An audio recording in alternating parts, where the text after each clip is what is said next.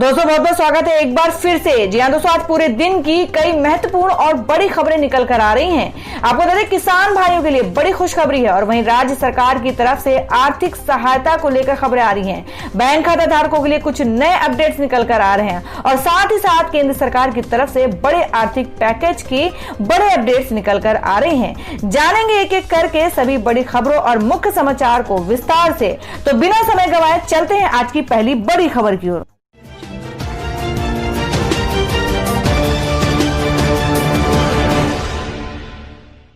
तो दोस्तों आज की पहली बड़ी खबर में जान लेते हैं क्या है देश भर में कोरोना संक्रमण के ताजा हालात। जी आपको बता दें कि देश में कोरोना संक्रमण के 3,21,637 मामले, 9,000 से ज्यादा लोगों की गई जाने और 24 घंटे में 11,929 केस।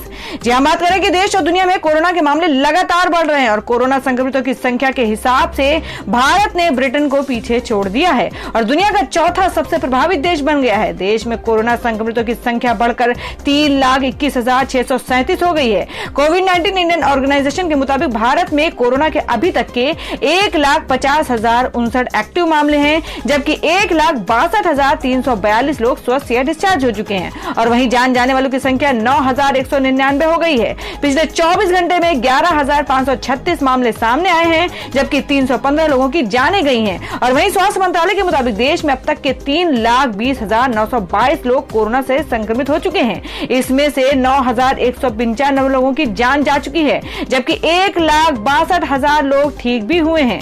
आपको बता दें कि कोरोना संक्रमितों की संख्या के भारत, अमेरिका, ब्राजील, रूस के बाद कोरोना महामारी से सबसे ज्यादा प्रभावित देशों में चौथे स्थान पर आ गया है। भारत में अधिक मामले अमेरिका के हैं, ब्राजील के हैं, रूस के हैं और अमेरिका और ब्राजील के बाद एक दिन में सबसे ज्यादा मामले भारत में दर्ज किए जा रहे हैं। और वहीं अगली बड़ी खबर बता दें कि नेपाली संसद के फैसले पर भारत का कड़ा ऐतराज। भारत के 3 इलाकों को बताया अपना। जी आपको बता दें कि भारत के समझाने के बावजूद जिस तरह से नेपाली संसद ने नेपाल के नए मानचित्र को जारी करने संबंधी प्रस्ताव को पारित किया है, वह दोनों देशों के रिश्तों पर बहुत ही उल्टा असर डाल सकता है। आपको बता दें, भारत ने नेपाल सरकार की तरफ से लाए गए इस प्रस्ताव के पारित होने पर अपना कड़ा ऐतराज जताया और भारत ने फिर दोहराया है कि लिपुलेख, कालापानी व लिम्पियाधुरा व नेपाल के दावे के पीछे कोई साक्ष्य नहीं है। ये नेपाल को लेकर भारत के विदेश मंत्रालय में उपज रहे गुस्से को भी बताया है। जानकार मान रहे हैं कि नेपाल ने भारतीय जमीन को अपने आधिकारिक मानचित्र में शामिल कर इस समस्या का कूटनीतिक समाधान निकालने के रास्ते काफी संकुचित कर दिए हैं।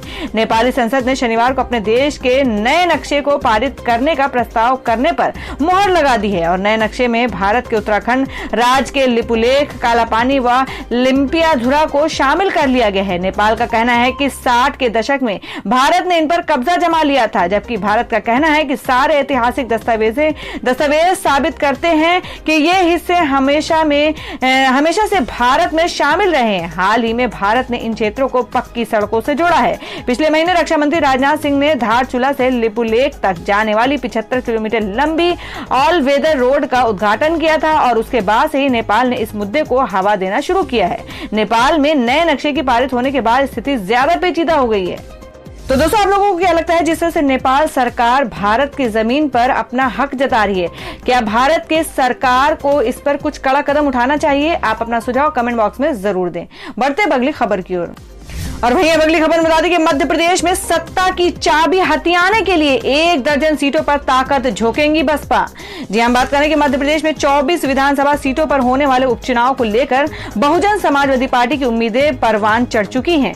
सत्ता की चाबी हथियाने के लिए उसने ग्वालियर, चंबल संभाग की 16 में से 12 सीटों पर पूरा जोर लगाने की रणनीति बनाई है। बसपा पूर्व में इनसे लेकर ज्यादातर सीटों पर काबिज कर चुकी है। पार्टी सुप्रीमो मायावती ने प्रदेश इकाई को जिताऊ उम्मीदवारों को ढूंढने का टारगेट दिया है। 1.5 साल पहले हुए मध्य प्रदेश विधानसभा चुनाव के दौरान बसपा ने 228 सीटों पर अपने प्रत्याशी उतारे थे, लेकिन उसी उम्मीदों के विपरीत मात्र 2 सीटों यानी भिंड व पथरिया पर सफलता मिली।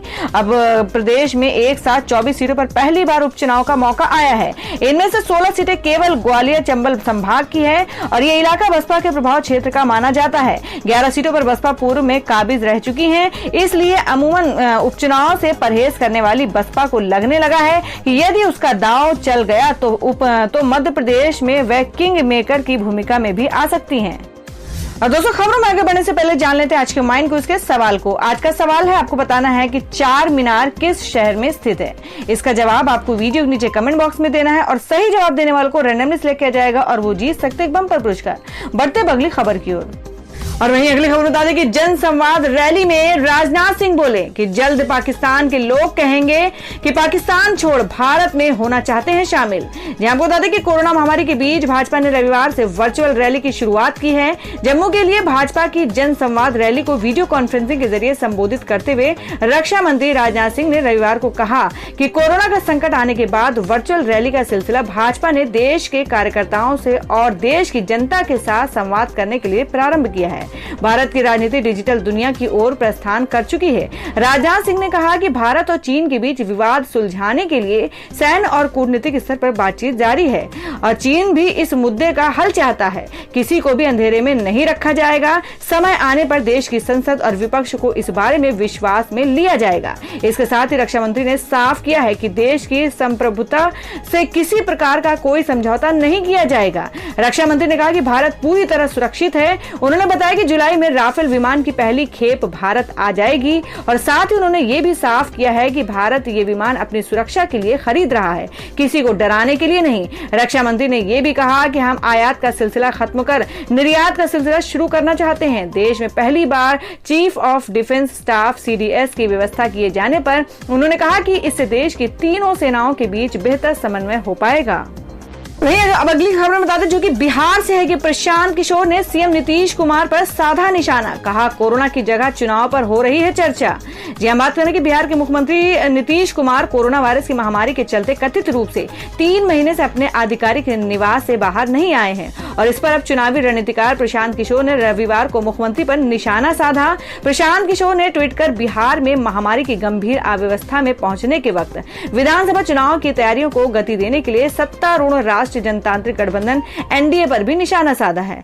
आपको बता दें किशोर ने ट्वीट कर कहा है कि देश में सबसे कम जांच 7 से 9% पॉजिटिव मामले की दर और 6000 से ज्यादा मामले के बावजूद बिहार में कोरोना के बजाय चुनाव की चर्चा है। 3 महीनों से कोरोना वायरस के संक्रमण के डर से अपने आवास से ना निकलने वाले नीतीश कुमार समझते हैं कि लोगों के घरों से निकलकर चुनाव में भाग लेने में कोई खतरा नहीं है।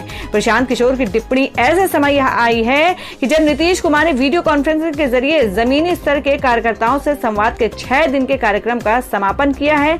नीतीश कुमार के घर से ही काम करने को लेकर आरजेडी के वरिष्ठ नेता लालू प्रसाद यादव और उनके बेटा तेजस्वी यादव ने भी निशाना साधा और डरपोक कहा है। तो दोस्तों, खबरों में आगे बढ़ने से पहले एक बार फिर से आपको याद दिला दें कि अगर आपने अभी तक के हमारे वीडियो को लाइक नहीं किया तो जल्दी से वीडियो को लाइक कर दें, क्योंकि आपका एक लाइक हमारे लिए बहुत ही महत्वपूर्ण होता है। और अगर आप हमारे चैनल पर नए हैं तो चैनल को जरूर सब्सक्राइब कर लें और बेल के बटन को भी जरूर हिट कर दें और हमारी पूरी न्यूज को जानने के लिए वीडियो को लास्ट तक जरूर देखें। बढ़ते अब अगली खबर की ओर। और अब अगली बड़ी खबर बता दें कि गुजरात में अब पुलिस वसूलेगी मास्क नहीं पहनने वाले लोगों से जुर्माना। राज्य सरकार ने जारी किया आदेश। जी आपको बता दें कि गुजरात सरकार ने एक सर्कुलर जारी कर कोरोना वायरस महामारी के मद्देनजर मास्क नहीं पहनने वाले लोगों से जुर्माना वसूलने की जिम्मेदारी नगरीय निकायों के बजाय पुलिस को सौंप दी है और ये जानकारी रविवार को अधिकारियों ने दी। बता दें कि राज्य में सार्वजनिक जगहों पर मास्क नहीं पहनने पर 200 रुपए का जुर्माना वसूला जाता है। अब तक ये जुर्माना नगर निगमों या स्थानीय निकायों द्वारा वसूला जा रहा था। शनिवार को जारी सर्कुलर में कहा गया है कि अब जुर्माना नगर पालिका आयुक्त, कलेक्टर, नगर पालिका और स्थानीय निकायों के बजाय पुलिस आयुक्त और पुलिस अधीक्षक अपने संबंधित क्षेत्राधिकार में इकट्ठा करेंगे। अहमदाबाद नगर निगम ने शनिवार को कहा कि वह smart city Ahmedabad development limited के safe and secure Ahmedabad project के तहत लगाए गए CCTV कैमरों के प्रयोग से बिना मास्क घूम रहे लोगों के बारे में पता लगा रहा है।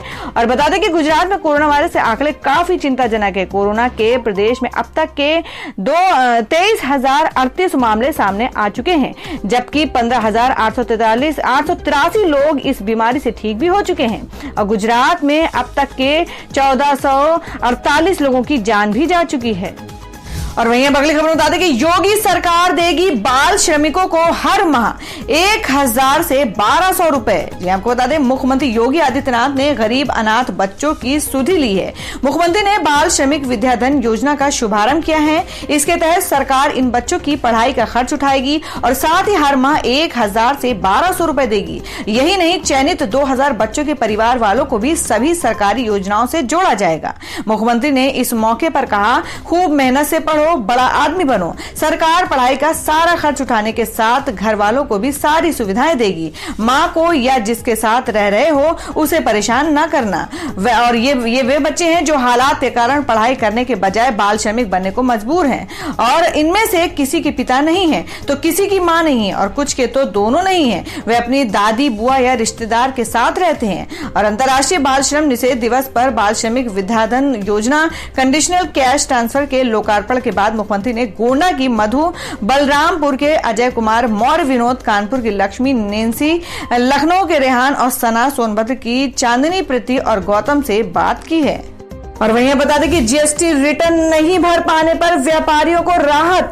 जिन पर टैक्स देनदारी नहीं, उन्हें नहीं देनी होगी लेट फीस। जी हम बात कर रहे हैं कि कोविड-19 महामारी से पहले तक की अवधि में goods and services tax GST return file नहीं कर पाने वालों को बड़ी राहत मिली है।